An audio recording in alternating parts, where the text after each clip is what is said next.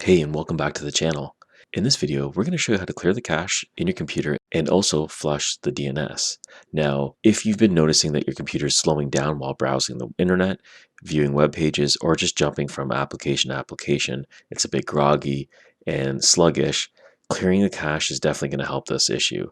And we're going to get started right now. So the instructions that we're going to be taking is in a blog post that we put up with all the step-by-step instructions, but we're going to be using the script that we have in here, and it's going to be easy to copy and paste it. So we're going to be using something called PowerShell, and when you click on the start button, you will just start typing in PowerShell, and then we're going to find PowerShell ISE. And ISE stands for Integrated Scripting Environment, and that's what we're going to be using here today. So we're going to click on that. It's going to be opening it up. And in here, we're going to click on the new script. And this is where we can paste our instructions, our script inside here. So the script is on our blog. Link will be in the description. We're going to highlight and copy this in. There's the end script, and then we can head over back to the PowerShell and minimize that, and then we can just Control V, paste, or we can go to edit in the menu and then paste it, and here it is. So this is our script that we're pasting in.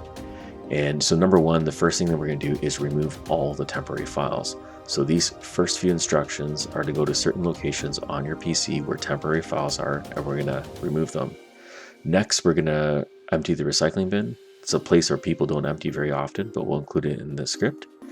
And then we're going to run the cleanup tool. So as Windows has a cleanup tool built in, we're going to execute that lastly in the step here and let it run as one of the steps to get rid of everything on the PC that we don't need.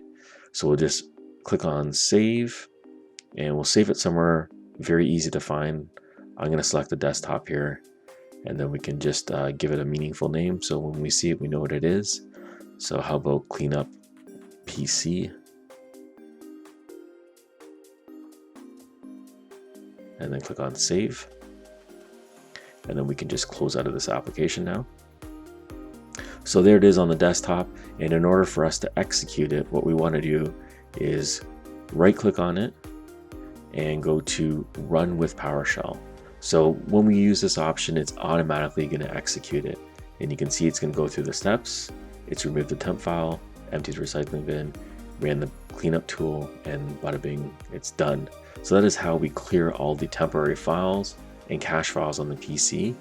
Next, what we're going to do is go and flush the DNS. So the DNS is the domain name server.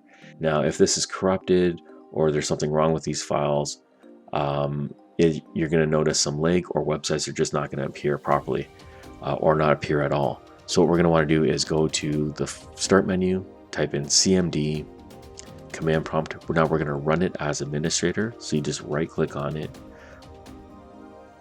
run as administrator. You get a prompt here. You can click on yes.